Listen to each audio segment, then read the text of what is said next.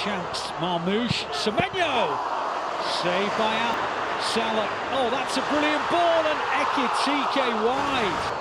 Just hit the heel, and Vets with a shot. Soboslai. Oh, it's gone in. Cherki, Haaland, Bernardo Silva, he's onside. What are you made of, Erling? Sugar and spice. Haaland's back defending. McAllister hits the shot. Oh, brilliant. It's going to go over anyway. 3-1. It's not going to count. It's a red card. What a win. It's not over yet, Arsenal.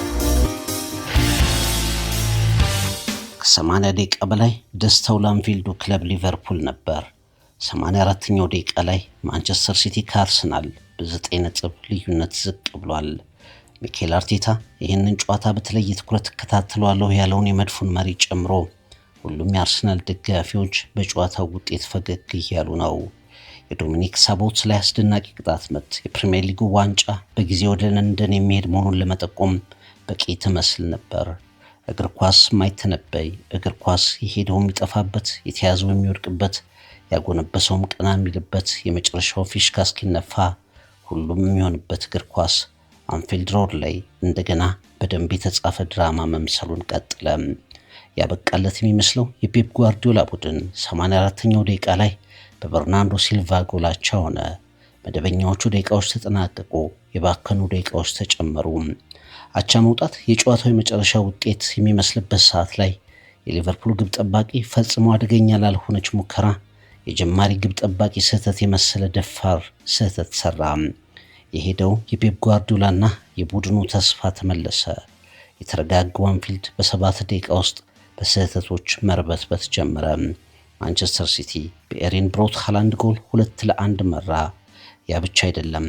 በሰራው ስህተት የተጸጸተ የሚመስለው አሊሰን ግቡን ጥሎ ሌላ ጎል ለማግባት በወጣበት አጋጣሚ ማንቸስተር ሲቲ ከሪያን ቸርኪ ግር 3ኛ ጎል አግብቶ የእግር ኳስ ድራማ የመጨረሻውን ጡዘት ተመለከተን።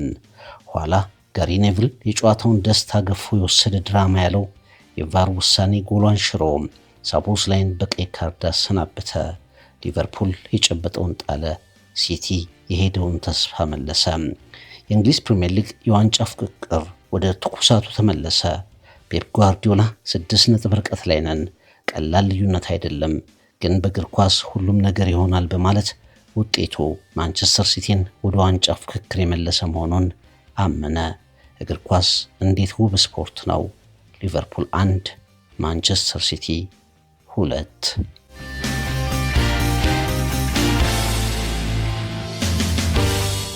የፍቅር ይልቃል የዩቲዩብ ገጽ ተከታታዮች እንዴት ናችሁ? የትናንቱን ፍልሚያ እንዴት አያችሁት? አንፊልድ ሮድ ከደስታ ወደ ድብታ፣ ማንቸስተር ሲቲ ከቁዘማ ወደ ፌሽታ የተሸጋገሩበትን ምርጡን 90 ደቂቃ እንዴት ትገልጹታላችሁ? ዘርዘር አድርገን እንመለከተዋለን።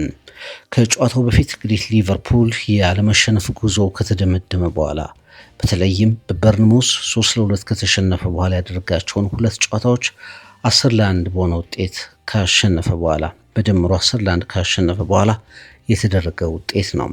በአንጻሩ ማንቸስተር ሲቲ እንግዲህ ከሊቨርፑል በ4 ነጥቦች ከፍ ብሎ በ8 ነጥቦች ልዩነትም ነው በፕሪሚየር ሊግ ደረጃ ሰንጠረዥ ከአርሰናል ቀጥሎ 47 ነጥቦችን በመያዝ ያከናወነው ጨዋታ ነበር ማለት ይቻላል። ሁለቱ ቡድኖች በመጀመሪያው ዙር የተገናኙት በጣም ደካማ ሊቨርፑል በነበረበት የህዳር ወር ላይ ነው። ሊቨርፑል በተከታታይ ጨዋታዎች ላይ ሽንፈት በሚያስተናግድበት በዛ ወር ማንቸስተር ሲቲ ኢታድ ላይ በፍጹም ብልጫ ሊቨርፑልን 3-0 ማሸነፉን እናስታውሳለን። የሊቨርፑል የመልስ ሁኔታ ምን ይመስላል የሚለውን ለማየትም አንዳንድ ደግሞ ተስፋ የሰጡ እንቅስቃሴዎች ለምሳሌ እንደ ሁጎ ኤኪቲኬ፣ ፍሎሪያን ቪትስ አይነት ተጫዋቾች በመጨረሻ ከውህደታቸውን ያሳዩበት፣ በተለይም ፍሎሪያን ቪትስ በመጨረሻ ወደ ፕሪሚየር ሊጉ ወደ ሊቨርፑል ደረሰ የሚባል አቋም እያሳየ በመጣበት ሰዓት ላይ ስለነበር ሊቨርፑል የ3-0 ሽንፈቱን የሚቀለብስበት አጋጣሚ ሊፈጠር ይችላል ከሚል ተስፋ ጋር አንፊልድ ሮድ የኮፕሶቹ ምድር ሞልቶ የተመለከትንበት ጨዋታ ነበር። ከዛ ውጪ ሊቨርፑል እንደ ማንቸስተር፣ ቼልሲ አይነት ቡድኖች በማሸነፋቸው ምክንያት የቶፕ 4 ትንቅንቁ ከባድ እንደሚሆንበትም ጭምር አውቆ ወደ ሜዳ የገባበት ጨዋታ ነበር ማለት ይቻላል።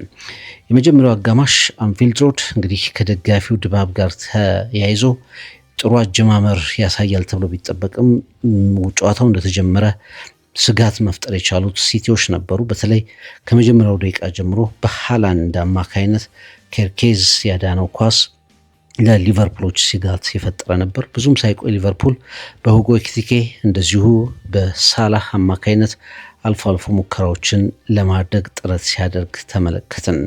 የመጀመሪያዎቹ የጨዋታ ደቂቃዎች በጣም ውጥረት የሞላባቸውም፣ ሁለቱም ቡድኖች በተቻለ መጠን አግሬሲቭ ሆኖ ጫና ለመፍጠር ጥረት ያደረጉ፣ ሜዳ ላይ የጋራ ኳሶችን ለመሻማት ከፍተኛ ትግል ሲያደርጉ የተመለከትንበት ነበር። ነገር ግን በማንቸስተር ሲቲም በሊቨርፑል በኩልም ያን ያህል የተጠናቀቁ ድሎችን ለመመልከት ያስቻልን ነበር ማለት አይቻልም። ማንቸስተር ሲቲ በመጀመሪያው አጋማሽ ላይ የጨዋታ ቁጥጥር የተሻለ ነበር፣ ጨዋታውን ዶሚኔት አድርጓል፣ በፖዚሽንም የተሻለ ነበር። በአንጻሩ ሊቨርፑል ደግሞ ለማንቸስተር ሲቲ እድሎችን ባለመፍቀድ የተሻለ ነበር ብለን ማስቀመጥ እንችላለን። ከኮርናም ከተለያዩ አቅጣጫዎች ማንቸስተር ሲቲ ያደረጋቸው ሙከራዎች ብዙ ውጤታማ ያልሆኑበት ነበር ማለት ይቻላል። ወደ መጨረሻ አካባቢ ሊቨርፑል ትንሽ ነገሮችን ለመቀየር ጥረት አድርጓል። ፍሎሪያን ቪርትዝ ኤኪቲኬን አግኝቶት ጎል አካባቢ የመከነ ኳስ ማርክ ጉሂ ያዳነው ኳስ ማለት ነው። ከዛ ውጪ እንደዚሁ በሊቨርፑል በኩል ደግሞ በማንቸስተር ሲቲ በኩል ደግሞ ሃላንድ ያመከነው ኳስ አሊሰን የተፋው ኳስ ልናነሳው የምንችለው አጋጣሚ ነው። ሊቨርፑል በአብዛኛው የማንቸስተር ሲቲን የማጥቃት መስመር በተለይ ከሃላንድ የሚነሳውን የሃላንድ መስመር ለማቆም ጥረት አድርጎ ነበር። ሳላህ በመጀመሪያው አጋማሽ ላይ በተለይ እንደዚሁ በቫር ፔናልቲ ማግኘት አለብኝ በሚል ጥያቄ አቅርቦ ያው በቫር ውሳኔ በሜዳው ላይ ውሳኔ ፔናልቲ አያሰጥም የተባሉት ነገሮች የመጀመሪያው አጋማሽ ላይ ሊጠቀሱ የሚችሉ ነበሩ። በሁለቱም በኩል ጎል ለማስቆጠር አልፎ አልፎ ጥረቶች ቢኖሩ 2 ደቂቃ 45 ደቂቃ ላይ 2 ደቂቃ እስኪጨመሩ ድረስ የመጀመሪያው አጋማሽ ላይ ምንም ነገሮችን አልተመለከትንም ብለን ማስቀመጥ የምንችለውን ነገር ተመልክተናል። ሁለተኛው አጋማሽ በሁለቱም ቡድኖች በኩል ተጫዋቾች ተቀይረው ወደ ሜዳ አልገቡም። ነገር ግን የሊቨርፑል የጨዋታ ኢንቴንሲቲ ጨምሮ ነበር። ሊቨርፑል ኢንቴንሲቲ ሲጨምር በርካታ ቡድኖች እንደሚቸገሩ ይታወቃል። ማንቸስተር ሲቲም ዘንድሮ በብዙ ጨዋታዎች ላይ እንደተመለከት ነው የመጀመሪያው 45 ደቂቃ የበላይነቱን ሁለተኛው አጋማሽ ላይ ሲያጣ እናስተውለዋለን። ባለፈው ሳምንት እንኳ ከስፐርስ ጋር በነበረው ጨዋታ ላይ 2-0 እየመራ 2 ጎሎችን ያስተናገድበትን ጨዋታ እናስታውሳለን እና በዚህኛውም አጋጣሚ ሊቨርፑል ፕረስ ቢያደርግም አስቀድሞ ሙከራ ያደረገው ግን ማንቸስተር ሲቲ ነበር። ትናንትና በግብ ጠባቂነቱ በርካታ ስህተቶችን ሲሰራ የነበረው አሊሰን ቤከር እንደገና ያለ ሰዓቱ ያደረገው እንቅስቃሴ ሳቦስ ላይ ያዳነውን ኳስ ማስታወስ እንችላለን። ሊቨርፑል በሁለተኛው አጋማሽ ላይ የተሻለ ሊቨርፑል ሆኖ መጣ። የመጀመሪያዎቹ የሁለተኛው አጋማሽ የመክፈቻ ጨዋታዎች ላይ በጥሩ ሁኔታ ፕረስ ሲያደርግ ተመለከትን። ኤኪቲኬ፣ ሆዲ ሃክፖ እንዲሁም ደግሞ ፍሎሪያን ቪርትዝ ተጣምረው በአስደናቂ ሁኔታ ጎል ልትሆን የምትችል የኳስ ሙከራ አደረጉ። ነገር ግን ኳሷ ወጥታ ተመለከትናት። የሊቨርፑል ጫና ቀጠለ። ኤኪቲኬ እና መሐመድ ሳላህ እንደዚሁ ተጣምረው ኤኪቲኬ በሄዲንግ ወደ ውጭ ወጣችው ኳስ እንደዚሁ ጣሊያናዊ ግብ ጠባቂ ዶናሩማ በተለያዩ አጋጣሚዎች አስደናቂ ነገሮችን ሲያድን የተመለከትንባቸው አጋጣሚዎች እየተፈጠሩ አየን። በሲቲ በኩል አንቶኒዮ ሴሜንዮ በኋላም እንደዚሁ ሩቤን ዲያዝ ኮሳኖቭን ተክቶ የገባው በጉዳት ምክንያት ኮሳኖቭ ተቀይሮ ከወጣ በኋላ ሩቤን ዲያዝ ገብቶ ነበር። ከረጅም ርቀት ሙከራ ሲያደርግ አይተናል። ማርሙሽን ቀይሮ የገባው ሪያን ቼርኪም እንደዚሁ ሙከራዎችን ሲያደርግ ተመልክተናል። ግን በማንቸስተር ሲቲ በኩል ሁለተኛው አጋማሽ ላይ ትንሽ ቀዝቀዝ የማለት ነገሮችን ተመልክተናል። ሊቨርፑል በአንጻሩ ጥሩ ሙከራዎችን ለማድረግ ሙከራ ሲያደርግ ተመለከትን። 68ኛው ደቂቃ ላይ ሳላህ በማርክ ጉሂ ተጎትቶ ወደቀ።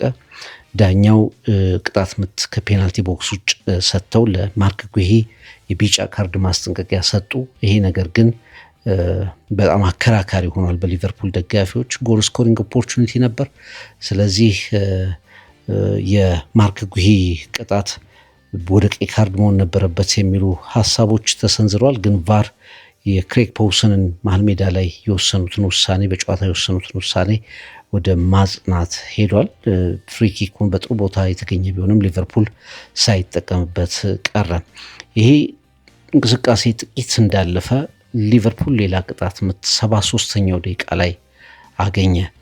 ዶሚኒክ ሳቦስ ላይ በጣም አስደናቂ ጎል አስቆጠረ። የግቡን ቋሚ መታ። ዶናሩማ ለሰከንድ እንኳን እንቅስቃሴ ሳያሳይ ኮናቴ አናቱን ይዞ ምን አይነት ጎል ነው እስኪል ድረስ ዶሚኒክ ሳቦስ ላይ የሲዝኑን 4ኛ ጎሉን የጨዋታውን ደግሞ የመጀመሪያ ጎል እጅግ አስደናቂ በሆነ ቅጣት ምት ከመረብ አሳረፈ። የአንፊልድ ደጋፊ ደስታ በጣም የተለየ ነበር። አርነ ስሎት በጣም የፎይታ ስሜት ተሰማቸው። ፔፕ ጓርዲዮላ በብስጭት ሲቀመጥ ተመለከትን። ጎሏ በጣም አስደናቂ ጎል እንድናይ ሆንን ማለት ነው። ሁለተኛው አጋማሽ በጣም ከመጀመሪያው አጋማሽ አንጻር ሁለቱ ቡድኖች ሲገናኙ የምናያቸው በርካታ ሁነቶች፣ ድራማዎች የነበሩበት ነበር። ይሄ ድራማ እንግዲህ በቀጣዮቹ 20 ደቂቃዎች ደግሞ ወደ ተለየ ነገር ይሻሻላል ማለት ነው። 84ኛው ደቂቃ ላይ ማንቸስተር ሲቲ ከአርሰናል ጋር ያለው የነጥብ ልዩነት 9 ደረሰ። ሊቨርፑል ወደ ቻምፒየንስ ሊግ ስፖርት የሚመጣበትን መንገድ ከፍ አደረገ። የአርሰናል ደጋፊዎች ይህንን ጨዋታ ፔፕ ጓርዲዮላን ጨምሮ በርካታ የአርሰናል ደጋፊዎች በጉጉት እንደሚከታተሉት ይታወቃል። በጣም ጥሩ ሰዓት ላይ የተገኘ ጎል ነበር፣ የዶሚኒክ ሳቦስ ላይ ጎል። 84ኛው ደቂቃ ላይ ግን ድንገት ከሃላንድ በረጅሙ ከቀይ መስመር የተሻገረ ኳስ ሃላንድ በማንቸስተር ሲቲ ተጫዋች የተሻገረችውን ኳስ ሃላንድ በሊቨርፑል ተከላካዮች መካከል ሲጠልፍ በርናንዶ ሲልቫ በንቃት ጎል አስቆጠረ። 84ኛው ደቂቃ ላይ ማንቸስተር ሲቲ 1 ሊቨርፑል 1። ይህም ሆኖ ግን የጨዋታው እንቅስቃሴ ወደ አቻ ይሆናል ከሚል ተስፋ ጋር ነበር የቀጠለው። አርነ ስሎት የመጀመሪያ ቅያሪያቸውን አደረጉ። ከርቲስ ጆንስ ወደ ሜዳ ገባ። 90ው ደቂቃ ተጠናቀቀ። 7 ደቂቃዎች ተጨማሪ ደቂቃዎችን ተመለከትን። እዚህ ላይ እንግዲህ 91ኛው ደቂቃ አልቆ ወደ 92ኛው ደቂቃ ስንሸጋገር አንድ ፍጹም አደገኛ ያልሆነች ኳስ በቀይ መስመር ማቲያስ ኑኔዝ ለማግኘት በሚጥርበት ሰዓት ፈጽሞ በተሳሳተ ውሳኔ አሊሰን ቤከር ከግብ ክልሉ ወጥቶ ከማቲያስ ኑኔዝ ጋር በመጋጨቱ ምክንያት ዳኛው በቀጥታ ፔናልቲ ሰጡ። በጣም ትልቅ ስህተት ነው አሊሰን የሰራው። አንደኛ ኳሷ ፈጽሞ አደገኛ አልነበረችም። ሁለተኛ ኳሷ ወደ ሴንተር ብትደረግ እንኳ በማቲያስ ኑኔዝ ደርሶባት ወደ መሀል የሚያሻማበት አጋጣሚ ቢፈጠር የሁሉም የሊቨርፑል ተከላካዮች ሜዳ ላይ ከሲቲ 2 አጥቂዎች ጋር ነበሩ። ራሱ ግብ ጠባቂው አሊሰን ቤከር ሜዳው ላይ ይኖራል። ከሁሉ በላይ ግን ኳሷ ላይ ማቲያስ ኑኔዝ የሚደርስ አይመስልም ነበር። ግን አሊሰን ቤከር የወሰነው እብደት የተሞላበት ውሳኔ ማንቸስተር ሲቲ 93ኛው ደቂቃ ላይ ፔናልቲ እንዲያገኝ አስቻለው። ኤርሊንግ ብሮት ሃላንድ ካለፉት 5 ፔናልቲዎች 2ቱን ያመከነው ሃላንድ በአንፊልድ ሮድ የመጀመሪያ ጎሉን ማስቆጠር የቻለበት አጋጣሚ ተፈጠረ። ማንቸስተር ሲቲ ከመመራት ተነስቶ 2-1 ወደ መምራት ተሸጋገረ። በጣም አስደናቂ ድራማ ነበር። ድንገት 80 ደቂቃ ሙሉ ጎል እንዳያስቆጥሩ የሆኑት ሲቲዎች በመጨረሻዎቹ 10 ደቂቃዎች ላይ 2 ጎሎችን ማግኘት ቻሉ። በዛ ብቻ አይበቃም። አሊሰን ቤከር ሊቨርፑል ለተቆጠረበት 2ኛ ጎል የጥፋተኝነት ስሜት የተሰማው ይመስለው አሊሰን ቤከር በመጨረሻዎቹ ሽርፍራፊ ሰዓታት ላይ ወደ ጎል ወደ ማስቆጠር እንቅስቃሴ ውስጥ ይገባል። ወደ ማንቸስተር ሲቲ የግብ ክልል በቀጥታ ይሄዳል። ከዛ ዶናሩማ ያዳናትን ኳስ ቼርኪ የሊቨርፑል የመሃል ሜዳ አካባቢ የጨዋታው የመሃል ሜዳ አካባቢ ቼርኪ ኳሷን ያገኛታል። በባዶ ጎል ሜዳ ላይ በቀጥታ ወደ መረብ ወደ ሊቨርፑል የግብ ክልል ይልካታል። ያቺ ኳስ እንዳትነካ እንዳትገባ ዶሚኒክ ሶቦስላይ እና በኤርሊንግ ብሮት ሃላንድ መካከል ከፍተኛ ትግል ይደረጋል። አስቀድሞ ሶቦስላይ ሃላንድን ለመያዝ ይሞክራል። ከዛ ደግሞ ሶቦስላይ ኳሷ ላይ ሊደርስ ሲል ሃላንድ የሶቦስላይን ቲሸርት ጎትቶ ይጥለዋል። በመጨረሻ ጎሏ ትቆጠራለች። ዳኛውን ጎሏን ያጸድቋታል። ማንቸስተር ሲቲ ጨዋታውን የገደለች ድራማዊ ጎል በማስቆጠሩ ምክንያት ደስታው በጣም ከፍተኛ ይሆናል። ስታዲየሙ ጸጥ ይላል። የሲቲ ደስታ በከፍተኛ ሁኔታ ስታዲየሙ ላይ ይታያል። ነገር ግን ከጥቂት ደቂቃዎች በኋላ በቫር ክሬግ ቦውሰን ይጠሩና በሜዳ ላይ ባለው ሞኒተር፣ ሜዳ ላይ ባለው የጨዋታ መመልከቻ ነገሩን ተመልክተው ሶቦስላይ እንቅስቃሴውን ወደኋላ መልሰው ሶቦስላይ በቀይ ካርድ ይሰናበታል። ጎሏ እንድትሻር ያደርጋሉና ማንቸስተር ሲቲ ጨዋታውን 2-1 በሆነ ውጤት ማሸነፍ ይጀምራል ማለት ነው። ሊቨርፑል 80 ደቂቃዎች በላይ ጨዋታውን ተቆጣጥሯል። ጎልም አስቆጥሮ ነበር። ይህንን ጨዋታ ለማሸነፍ የተሻለ ፋይት እና እንቅስቃሴ አሳይተው ነበር። ከአንዳንድ ተጫዋቾቻቸው ውጪ በርካታ ተጋድሎችን በተለይ ሁለተኛው አጋማሽ ላይ በደንብ አሳይተው ነበር። ነገር ግን ማንቸስተር ሲቲ እስከ መጨረሻው ደቂቃ ወደ ጨዋታው ለመመለስ ያሳየው ተጋድሎ ዋጋ አግኝቶ በመጨረሻዎቹ 10 ደቂቃዎች ላይ በሁለት ጎሎች የበላይነት ጨዋታውን ማጠናቀቅ ችሏል ማለት ነው። ሁሌም ሊቨርፑል ከማንቸስተር ሲቲ ሲገናኙ ድራማዎች የማይጠፉበት ጨዋታ እንደሆነ ይታወቃል። የየርገን ክሎፕ ከፔፕ ጓርዲዮላ በነበሩበት ወይም አርነ ስሎት ከፔፕ በሚገናኙበት ሰዓት ሁሌም አስቸጋሪ፣ ሁሌም ትልቅ ጨዋታ እንደሆነ ይታወቃልና 100ኛው ደቂቃ ላይ የተቆጠረችው ጎል ምናልባትም ለረጅም ጊዜ በቫር ከታየ በኋላ አንፊልድ ሮድ ላይ ተሻረች።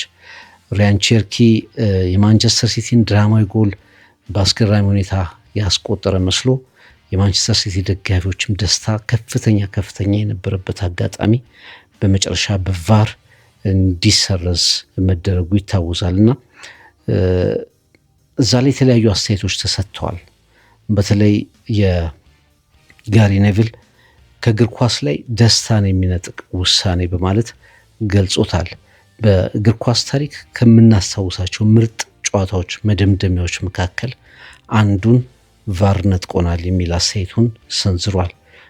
ፔናልቲው ጥፋቶቹ ሁለቱም የሰሩት ጥፋቶች ተፈቅደው ጎሏ ብትጸድቅ ዶሚኒክ ሶቦስላይም ባይወጣ ያ ድባብም እንደገና ወደኋላ ባይመለስ በእግር ኳስ ውስጥ ከማይረሱ የመጨረሻ ደቂቃ የሽራፊ ሰዓት የስሜት መለዋወጦች መካከል አንዱ ይሆን ነበር። ቫር ግን እንዲህ አይነት ደስታዎችን ሞመንቶችን የመንጠቅ ነገሩን ተመለከትን የሚል ሀሳቡን ሰንዝሯል። እንግዲህ ዳኞች የእግር ኳስ ሕጉን ይተረጉማሉ። በቀይ ካርድ የሚያሰጥ የመጀመሪያ ጥፋት ተሰርቷል። ሁለቱንም ጥፋቶች ለማቻቻል ሲሉ ሁለቱንም ጥፋቶች ዜሮ ማድረግ አይገባቸውም። ስለዚህ ጎሏ ተሽራ ዶሚኒክ ሶቦስላይ ወጥቷል። የሶስት ጨዋታዎች ተከታታይ ጨዋታዎች ቅጣት ያርፍበታል። ሊቨርፑል ከሰንደርላንድ ጋር በሚያደርገው ጨዋታ ላይም እንደዚሁ የመሰለፍ እድል አይኖረውም እና ሁሉንም ያላተረፈ ጨዋታ ሊቨርፑሎች ጎሏ ብትቆጠር ይመርጡ ነበር አርነ ስሎት እንደተናገሩት እና ዶሚኒክ ሶቦስላይን ባያጡ ይሻላቸው ነበር።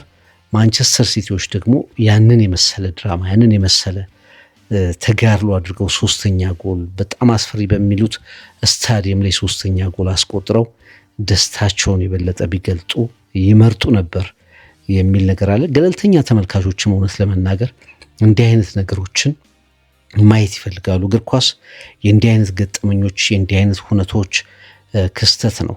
ጨዋታው የሚቆየው 90 ደቂቃ ነው። ከ90 ደቂቃ በላይ የሚቆዩት ትዝታዎቹ እንደዚህ አይነት ክስተቶች ናቸውና የስካይ ስፖርቱ ኮሜንታተር ጋሪ ኔቪል ይህንን ጣልቃ ገብነት የቫር ጣልቃ ገብነት በከፍተኛ ሁኔታ ወቅሶ ተመልክተናል። ከእግር ኳስ ላይ ደስታን የሚነጥቅ በእግር ኳስ ከተከሰቱ ትልልቅ የሲዝኑ አጋጣሚዎች መካከል አንዱን እንዳልነበረ ያደረገ ውሳኔ ሲል ነገሩን ተናግሯል። የትኛውም የእግር ኳስ ተመልካች ዶሚኒክ ሶቦስላይ ሃላንድ ላይ ጥፋት አልሰራም ብሎ አያምንም። ሃላንድም ዶሚኒክ ሶቦስላይ ላይ ጥፋት አልሰራም ብሎ አያምንም። ይህንን የማያምን ደጋፊ ያለ አይመስለኝም። ግን ደግሞ ሁለቱም ኳሶች ተፈቅደው ሁለቱም ኳሶች ተመሳሳይ ጥፋት ሆነው ጎሏ ብትጸድቅ የእግር ኳስ ውበት የበለጠ ይጨምራል ሲል ጋሪ ኔቪል ለስካይ ስፖርት ተናግሯል። ኤርሊንግ ብሮት ሃላንድ ራሱ እንግዲህ ለዶሚኒክ ሶቦስላይ ማዘኑን ገልጿል። ዳኛው ህጎቹን መተርጎም አለባቸው፣ ዳኛው ህጉን መተርጎም አለበት፣ ግን ለዶሚኒክ ሶቦስላይ አዝናለሁ፣ 3 ጨዋታዎች ቅጣት አይገቡትም፣ ጎሉን መጽደቅ፣ ቀይ ካርዱም አለመኖር ነበረበት የሚል እምነቱን ገልጿል። ኤርሊንግ ብሮት ሃላንድ እንግዲህ በጨዋታው ላይ የመጀመሪያው 60 ደቂቃ በጣም ዝም ያለ ነበር ማለት ይቻላል። ብዙ ኢንሲደንቶች አልነበሩም።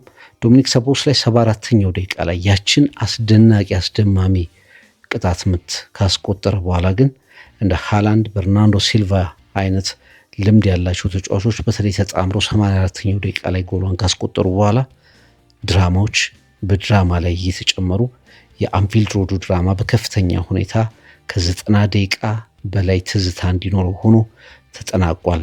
አሊሰን ቤከር ምንድን ነው የነካው? ሊቨርፑል በአንጻሩ በግብ ጠባቂው ስህተቶች ዋጋ ሲከፍል፣ ዶናሩማ በተለይ የማካሊስተርን ኳስ በማዳን ማንቸስተር ሲቲ በዘንድሮ ፕሪሚየር ሊግ ላይ የዋንጫ ፉክክር ውስጥ የበለጠ እንዲቆይ ከፍተኛ ጥረት አድርጓል። ዶናሩማ ከማካሊስተር ያችን የተመታች ኳስ ያዳንበት መንገድ በፔፕ ጓርዲዮላ የአካል ገለጻ ውስጥ ልንመለከታት እንችላለን። ያቺ ኳስ ተቆጥራ ቢሆን ኖሮ የማንቸስተር ሲቲ ውጤት በዚህ ልክ ባልተመለከትነው ነበር ማለት ይቻላል። እንግዲህ በርናንዶ ሲልቫ ከዚህ ጨዋታ በፊት 6 ነጥብ ልዩነት ነበረን፣ በዚህ ጨዋታ 1-0 ተሸንፈን ቢሆን ኖሮ የዋንጫ ፉክክሩ ጉዳይ አብቅቶለት ነበር ሲል ተናገረ። በተለይ ከቀጥታ ከስካይ ስፖርት እንዲሁም ደግሞ ከሌሎች ቻናሎች ጋር ባደረገው ቃለ ምልልስ ላይ ምናልባት አንፊልድ ሮድ ላይ ተሸንፈን ቢሆን ኖሮ የዋንጫ ፉክክሩ ጉዳይ አብቅቶለት ነበር፣ እንደዚህ አይነት ስሜት ሊሰማን ይችል ነበር፣ ምክንያቱም 9 ነጥቦች በጣም ሩቅ ስለሚሆን የሚል አስተያየቱን ሰንዝሮ ሰምተናል። ያ ድራማ የተቀየረበት መንገድ ግን የማንቸስተር ሲቲ ተጋድሎ ያመጣቸው ናቸው ማለት ይቻላል።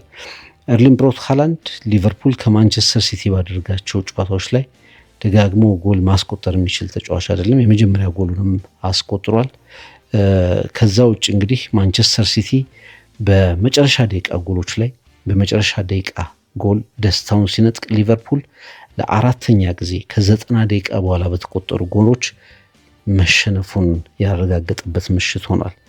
እንግዲህ ለማንቸስተር ሲቲ ቀኑ ታላቅ ነበር። ለሊቨርፑል ደግሞ ጨዋታዎችን ሲሸነፍ በ90 ደቂቃ ውስጥ በ4 ጨዋታዎች ላይ ከ90 ደቂቃ በኋላ በተቆጠሩበት ጎሎች ሲሸነፍ እየተመለከትነው ነው። ለምሳሌ ከበርንሞዝ ጋር በነበረው ድራማዊ ጨዋታ በርንሞዝ 3ኛውን ጎል ያስቆጠረው በመጨረሻዎቹ ሽርፍራፊ ሰከንዶች ላይ በተጨማሪ ሰዓት ላይ እንደሆነ እናስታውሳለን እና በዚህ የስቶፔጅ ታይም ድራማ ሊቨርፑል ዋጋዎችን እየከፈለ እየተመለከትነው እንገኛለን።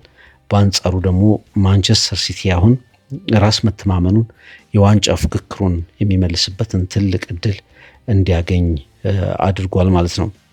በ12 ጨዋታዎች ላይ 2 ፔናልቲዎችን የቀየረው ኤርሊንግ ብሮት ሃላንድ ፔናልቲዋን ከመምታቴ በፊት በጣም ነርቨስ የመሆን ስሜታዊ የመሆን ነገር አጋጥሞኝ ነበር፣ ስጋትም ተሰምቶኝ ነበር።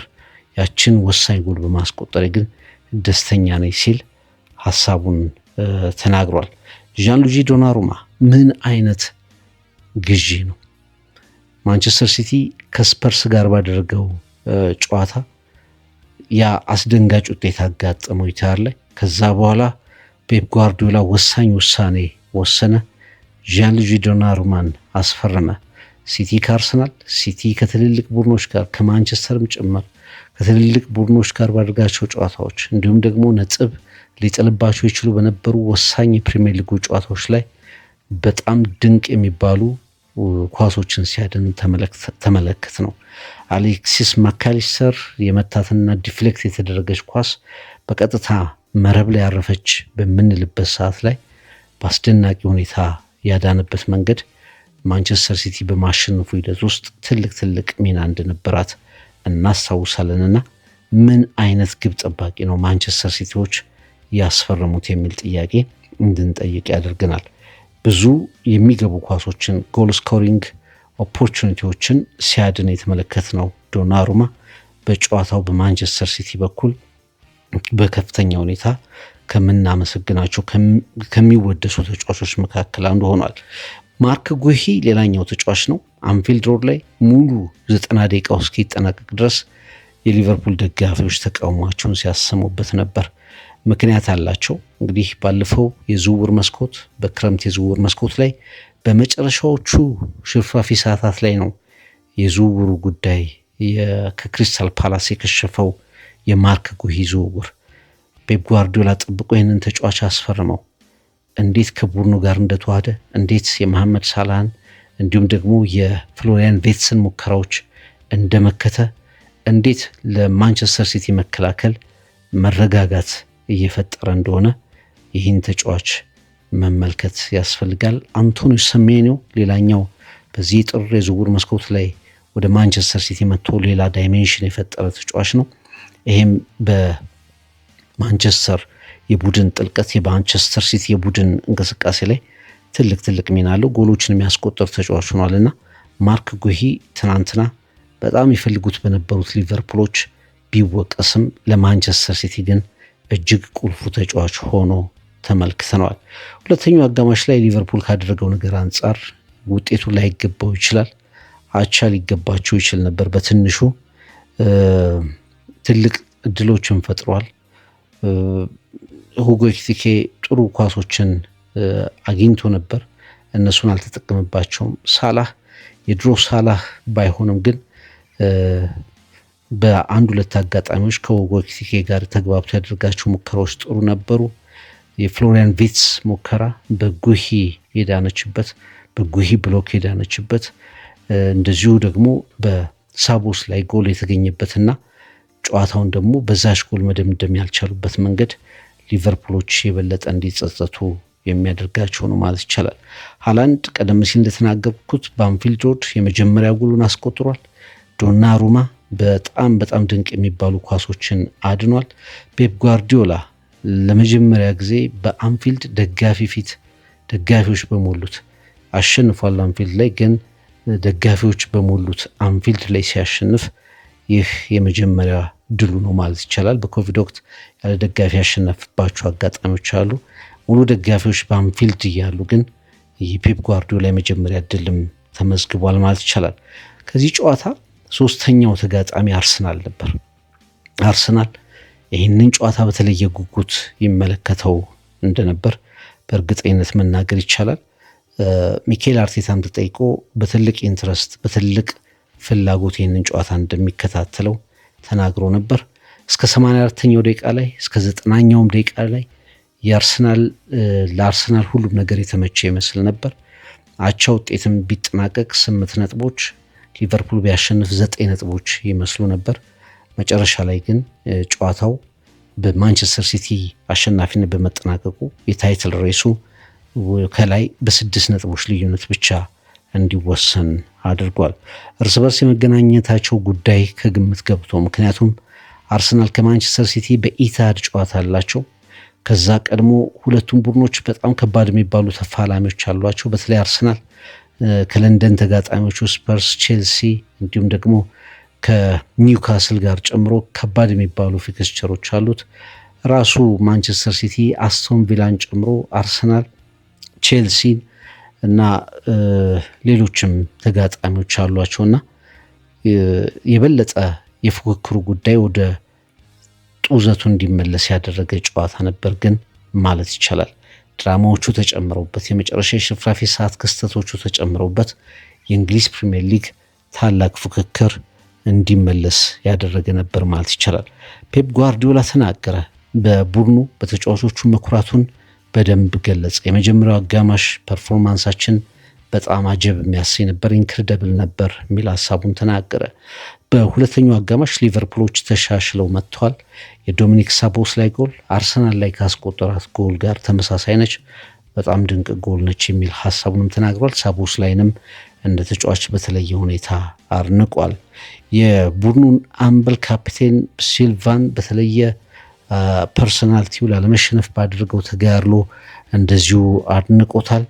ማንቸስተር ሲቲ በተለይ ይሄ ወጣት ቡድን በግሩም ሁኔታ እያደገ የሚመጣ ለሌሎቹ በሂደት ደግሞ በጣም የተሻሻለ ቡድን እንደሚሆን ፔፕ ጓርዲዮላ ተናግሯል። ስቲል ጥሩ ደረጃ ላይ ወይም ደግሞ ፐርፌክት የሚባል ደረጃ ላይ አልደረሰም። መሻሻል የሚገባቸው ነገሮች አሉ። ነገር ግን ወጣቶች ናቸው። ፔፕ ጓርዲዮላ ካሰለጠናቸው ቡድኖች ወጣቱ ቡድን ነው ይሄ እና መግባባቶች ሲመጡ፣ ስህተቶች ሲቀነሱ ከዚህ የተሻሉ ውጤቶች ይመጣሉ፣ ብዙ ስኬቶች በኢትሃድ ይከታተላሉ የሚል ሀሳቡን ተናግሯል። ከዛ ውጭ ስለ ዋንጫ ፍክክሩ ሲናገር 6 ነጥብ ርቀት ላይ እንገኛለን። 6 ነጥብ ቀላል ጋፕ አይደለም። ነገር ግን በእግር ኳስ ሁሉም ነገሮች ሊፈጸሙ ይችላሉ የሚል ሀሳቡን አስቀምጧል። ጆሴፍ ፔፕ ጓርዲዮላ የተሸነፉት አርነ ስሎት እንደዚሁ ሁሌም በእንደዚህ አይነት ፊክስቸሮች የሚፈጠሩ ትንቅንቆች ተፈጥረውበታል። ኢንሲደንቶች ነበሩት፣ ሁነቶች ነበሩት። በሊቨርፑል ውጤት ተበሳጭቻለሁ፣ መጨረሻ ላይ በያዝነው ውጤት ብስጭት ተሰምቶኛል። ማንቸስተር ሲቲ የመጀመሪያው አጋማሽ ላይ የተሻለ ቡድን ነበር፣ በሁለተኛው አጋማሽ ደግሞ እኛ የተሻልን ነበርን። እነሱ የተሻሉ በነበሩበት አጋማሽ እንኳ ወደ ግብ የሚፈጥሯቸውን እድሎች መገደብ ችለን ነበር የሚል ሀሳባቸውን ገልጸዋል። ሊቨርፑል በመጨረሻ ደቂቃ ላይ ጎሎችን እያስተናገደ የሚያጣቸው ነጥቦችም እንደዚሁ ቅሬታ እንደፈጠሩባቸው ወይም ደግሞ አሳሳቢ እንደሆኑባቸው ተናግረዋል። የበርናርዶ ሲልቫን አንቲሲፔሽን ቡድን ማነሳሳት በደንብ እሳቸውም አድንቀዋል እና ስለ ዶሚኒክ ሳቦስ ላይ ስለ ወሳኝ ተጫዋቾቻቸው ቀይ ካርድም ተናግረዋል።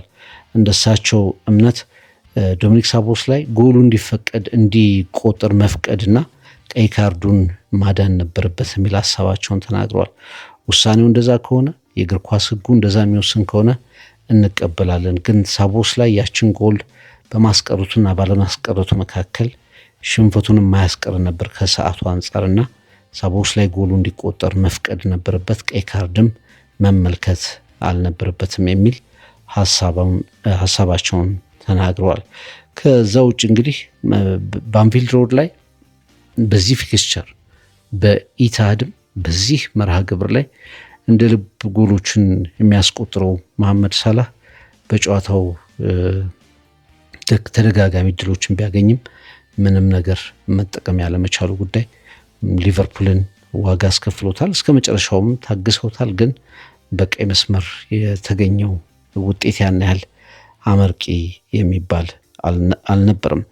የቢቢሲው ሪፖርተር የእግር ኳስ ሪፖርተር አዳም ፓቴል እንደዚሁ በጨዋታው ላይ ሀሳቡን ሰንዝሯል። በተለይ አሊሰን ቤከርን ተችቷል። አዳም ፓቴል ማቴዎስ ኑኔስ ሁለተኛው ፔናልቲ እንዲያገኝ ማንቸስተር ሲቲ ጨዋታውን እንዲያሸንፍ ትልቁን ስህተት የሰራው አሊሰን የውሳኔዎቹ የተሳሳቱ መሆናቸው እንደሆነ ተናግሯል። ሊቨርፑል በ90 ደቂቃ ከተጠናቀቀ በኋላ ብዙ ጨዋታዎችን እየተሸነፈ መጥቷል።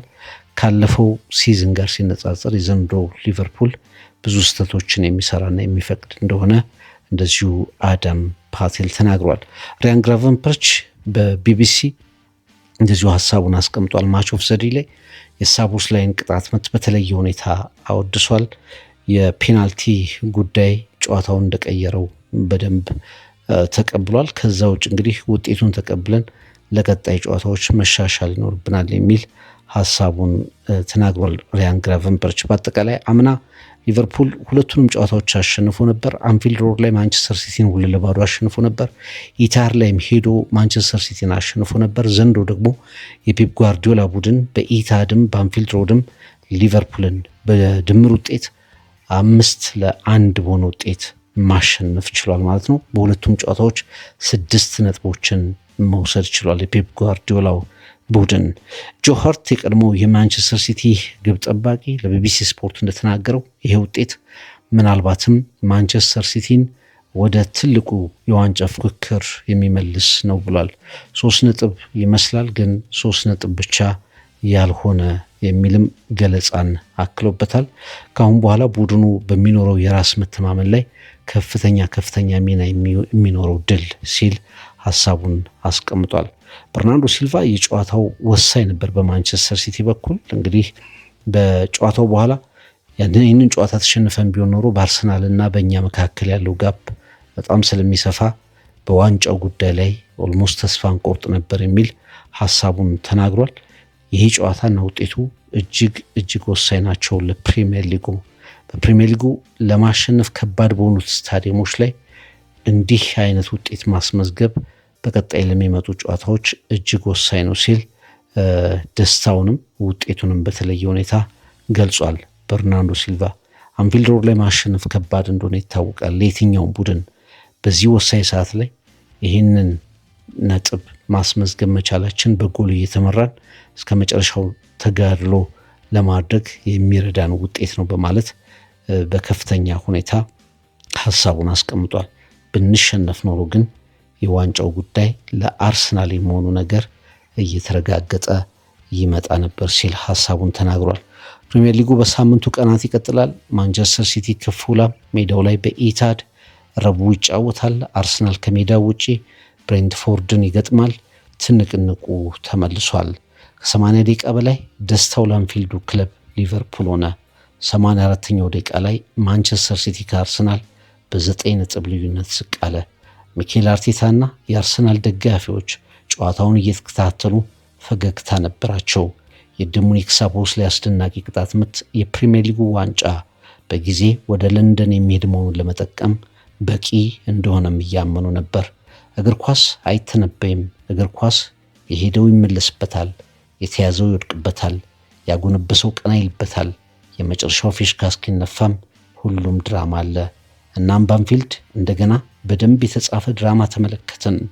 ያበቃለት የፔፕ ጓርዲዮላ ቡድን 84ኛው ደቂቃ ላይ በበርናርዶ ሲልቫ እንዲሁም ደግሞ በባከኑት ደቂቃዎች በአሊሰን ቤከር ስህተት በፍጹም ቅጣት ምት በኤርቪን ብሮት ሃላንድ የማሸነፊያ ጎል አገኘ።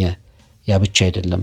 በሰራው ስህተት የተጸጸተ የሚመስለው አሊሰን ግቡን ጥሎ በወጣበት አጋጣሚ ማንቸስተር ሲቲ ከሪያን ቸርኪ እግር 3ኛ ጎል አግብቶ የእግር ኳስ ድራማ የመጨረሻው ጡዘትን ተመለከትን። ኋላ ቫር ጎሏን ሻረ። ዶሚኒክ ሳቦስላይን በቀይ ካርድ አሰናበተ። ጋሪ ኔቭልና በርካታ ተንታኞች የእግር ኳስ ቤተሰቦችን ጨምሮ ከእግር ኳስ ትውስታዎች አንዱን የነጠቀ ውሳኔ ሲሉ ቫር ላይ ተቃውሟቸውን ገለጹ። ፔፕ ጓርዲዮላ 6 ነጥብ ርቀት ላይ ነን፣ ቀላል ልዩነት አይደለም፣ ግን በእግር ኳስ ሁሉም ነገር ይሆናል በማለት ውጤቱ ማንቸስተር ሲቲ ከአርሰናል ጋር ወደሚያደርገው ወደ ዋንጫ ፉክክሩ የሚመለስበት መሆኑን አመነ። እግር ኳስ እንዴት ውብ ስፖርት ነው! ሊቨርፑል 1 ማንቸስተር ሲቲ 2። የተከበራችሁ ዩቲዩብ ገጽ ተከታታዮቻችን እንዲሁ በትሪቡን ስፖርት የሬዲዮ ፕሮግራማችን በተከታታይ የዩቲዩብ ፕሮግራሞቻችን የፕሪሚየር ሊጉን ትንቅንቅ መዳሰሳችንን ግን እንቀጥላለን።